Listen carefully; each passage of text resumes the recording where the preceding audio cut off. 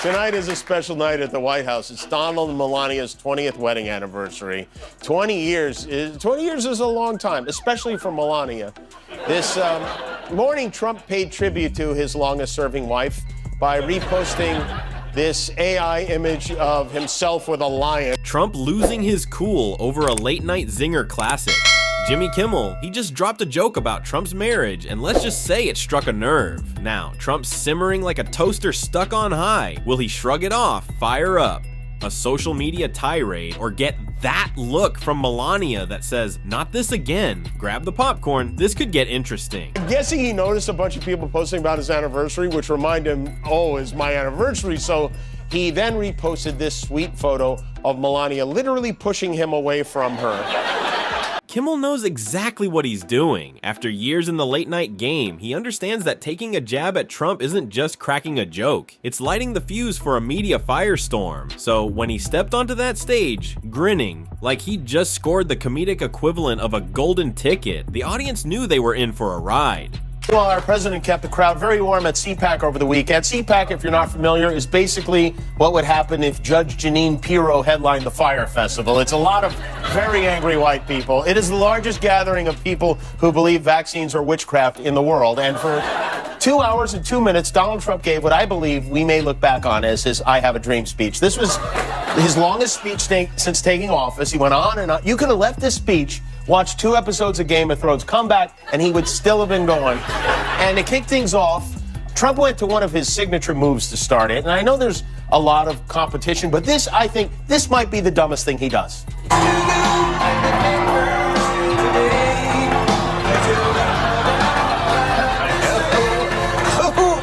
Who does that? Donald Trump shows more affection to flags than Eric and Don Jr. have ever gotten in their whole lives. He started off easy, a playful jab here, a little tease there. Classic warm-up material, the kind that keeps the audience laughing without stirring up too much trouble. But that wasn't what everyone was waiting for. No, they knew the real. Punchline was on its way, and then, like a perfectly timed knockout blow, he delivered it. Has there ever been a worse host than Jimmy Kimmel at the Oscars? His opening was that of a less-than-average person trying too hard to be something which he is not and never can be. Blah, blah, blah, make America great again. Thank you for watching. I'm surprised you're still watching. Isn't it past your jail time? And of course, in every crowd, there are always a few people who suddenly forget they're at a comedy show. They sit there stiff as statues, refusing to laugh, like a chuckle might land them on some secret government watch list. Meanwhile, the rest of the audience is in full-blown chaos, wiping tears, clapping, and gasping for air. According to reports from multiple news outlets, his former sister-in-law alleges that Hegseth's wife was terrified he would abuse her to the point where she and her sister had a code to text each other if her husband became violent, and she feared for her safety. Here's where things really get fun, because Kimmel doesn't just drop a joke and move on. Oh no, he doubles down. He breaks it apart, makes it bigger, worse or better, depending on your point of view. He leans into the punchline, stretching it out piece by piece until some people in the audience are just a couple of chuckles away from needing a medic. And then there are the cameras, because let's be honest, whenever a comedian roasts Trump, you know it's only a matter of time before the cameras start hunting for reactions. If I was gonna make stuff up about him, I'd start telling people he wears diapers. I would explain that it's a long trial. He drinks a lot of Diet Cokes to stay awake. He's getting up there in years, and it's perfectly normal for a man of Trump's age and carriage to wear absorbent undergarments to stop the leaks. So, I mean, if I was making stuff up, that I would point out that the reason he stands like this and golfs like this and plays tennis like this is because he has a full diaper strapped around his little mushroom garden, okay? They scan the crowd, hunting for the reaction shots destined to go viral. Who's laughing a little too hard? Who's pretending they didn't just crack a smile? Who's nervously checking their phone, bracing for a text from their Republican uncle? It's all part of the spectacle. And somewhere in a dimly lit room with a Diet Coke in hand, Trump himself might already be watching. Maybe he was flipping through channels just in time to catch Kimmel delivering the line that would ruin his night. Maybe an aide texted him a heads up that Twitter, sorry, Truth Social, was about to explode. Either way, one thing was certain: Kimmel had just guaranteed Trump's next 24 hours would be spent crafting the perfect angry response. Jimmy Fallon asks me if he could do one thing. Could he play with my hair? Can I mess your hair up? I want to see if it's real. So he didn't just play. He puts his hand in my hair, and the audience went wild, and they loved it. 6 months later, he stood up, and he said, "I'd like to apologize for doing that." He lost his whole audience when he did that. Would it be an all-caps meltdown, a rambling post about fake news and late-night losers, or maybe a brand new conspiracy theory claiming Jimmy Kimmel is part of a deep state plot to overthrow him? No one knew yet, but one thing was certain. This joke had just lit a fuse, and the explosion was coming. Trump and late-night comedians go together like gasoline in a lit match, except in this case, the fire never goes out. If there's one thing the late-night circuit can always count on, it's that taking a swing at Trump guarantees headlines, viral clips, and a fresh wave of outrage, with social media warriors gearing up for battle in the comment sections. But this feud didn't start when he became president. No, Trump has been a late-night punching bag for decades. Back in the 80s and 90s, he was the flashy real estate mogul with golden towers and an ego to match. A walking, talking caricature. Before politics ever crossed his mind. Comedians loved him then too, but the jokes were more about his outrageous wealth, bizarre media appearances, and of course, that hair. Usually when Donald Trump gets a spanking like this from a woman, it's with a Forbes magazine. What a Kamala was pushing his buttons like a 12-year-old playing Fortnite. This was a much better debate than the last debate. This is like the Lion King when Simba came back to avenge Mufasa. Trump's advisors, before the debate, they urged him to be happy Trump instead of mean bully Trump, and to please focus on the issues. Of course, he didn't listen to any of that at all. But who are we kidding? This election isn't about the issues. I mean, Dick Cheney isn't voting for Kamala Harris because he agrees with her on the issues. He's voting for her because there's a rhinoceros charging and she has the tranquilizer gun. Then came the Apprentice era, and Trump fully embraced his persona as the tough-talking boss who fired people for sport.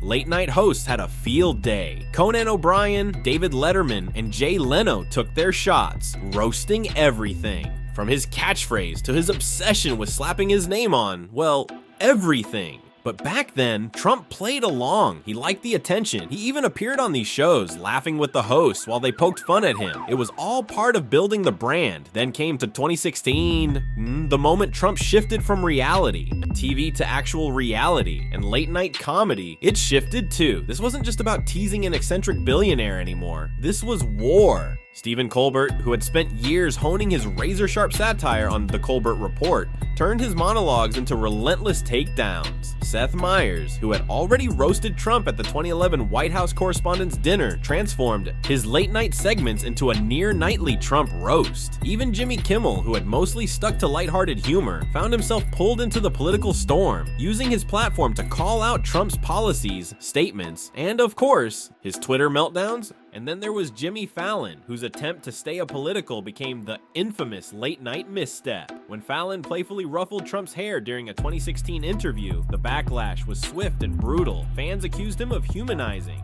Trump at a time when the stakes were too high. Fallon later admitted he regretted the moment, but the damage was done, and Trump, he never forgot. Years later, he was still taking jabs at Fallon, even telling him to be a man and stop apologizing. As president, Trump's relationship with late-night comedy soured completely. He called the hosts unfunny, overrated, and part of the fake news media. When Colbert delivered a particularly scathing monologue, Trump dismissed him as a no-talent guy. When Kimmel criticized his policies, Trump fired back at his ratings. If he wasn't attacking them on Twitter, now Truth Social, he was ranting about them at rallies, turning their jokes into campaign grievances. Even after leaving office, Trump's grudge against late-night TV hasn't faded. The problem? The jokes haven't either. And as long as there's a microphone, a stage, and an audience eager to laugh at his expense, late-night comedians will never run out of fresh material.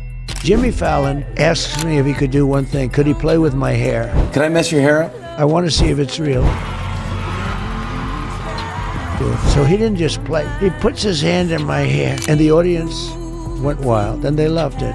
6 months later, he stood up, and he said, "I'd like to apologize for doing that." he lost his whole audience when he did that. For years, Trump and Melania's relationship has been one of the internet's favorite mysteries, right up there with what's hidden in Area 51 and who keeps buying Nickelback albums. From the outside, their marriage often seems less like a love story and more like a long-term business contract with a strict no hand-holding clause. And let's be honest, late-night hosts, especially Jimmy Kimmel, haven't missed a single awkward moment. Kimmel's joke wasn't just funny, it was a surgical strike on an ongoing pop culture obsession. The moment it landed, the audience's reaction said it all. Laughter, gasps, and that undeniable, "oh, he went there" energy. Because let's face it, people have been talking about the Trump marriage saga for years. It's been dissected, analyzed, and memified to the point where every tiny interaction between them gets scrutinized like it's a high-stakes poker match. Hey, speaking of prisoners, this should be an interesting Valentine's Day at the White House. For instance, will Donald Trump get flowers from Vladimir Putin? We don't know. And what about his wife, Melania? Will they spend the night together, or will she remain trapped like Rapunzel at their apartment in New York? Did you know Melania Trump has a new line of greeting cards? They carry these now at CVS. They're interesting, actually. I've not seen any. Happy Valentine's Day. Open out, saving. Remember the infamous hand swat? It was 2017. Trump and Melania were walking down a tarmac in Israel when just as Trump reached for her hand, whack, she slapped it away like he was offering a greasy dollar bill from a stranger. That 1-second clip became an instant meme. Analysts, both real and self-appointed Twitter experts, debated whether it was an accident or the most passive-aggressive rejection ever caught on camera. And who could forget the stare? That chilling moment from Trump's inauguration when Melania's forced smile vanished the second he turned away, like a scene straight out of a Jordan Peele horror movie. That clip resurfaced every time someone wanted to fuel the "is Melania trapped" conspiracy theory. Add to that a highlight reel of awkward moments, robotic photo ops, and Melania's often questionable enthusiasm when standing next to Trump, and you've got the perfect comedic setup. And Kimmel, he knew exactly what he was doing. That joke wasn't just a punchline, it was a tap into an ongoing pop culture saga that practically writes itself. And the internet, oh, the internet ate it up. Within minutes, Twitter exploded. The hand swat clip made a grand comeback. Theories range from she's secretly planning her escape to she's just here for the inheritance. TikTok jumped in too, remixing Kimmel's joke with dramatic music and over-the-top reenactments.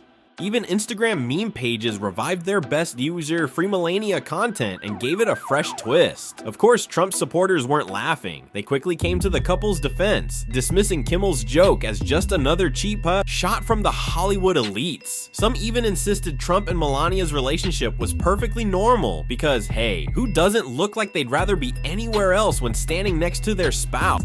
I want to also thank my beautiful wife, Melania. Love him or hate him, one thing is undeniable. Trump's marriage has delivered some of the most unintentionally entertaining moments in political history. And as long as comedians like Kimmel are around, those moments aren't going anywhere. And just like clockwork, Trump did what Trump does best, reacted with the force of 1,000 exclamation points. Did he go full all caps mode on Truth Social? Of course. Did he call Kimmel a third-rate hack and blame the failing late night industry? You bet. But the real kicker? In his attempt to dismiss the joke, he somehow made it worse.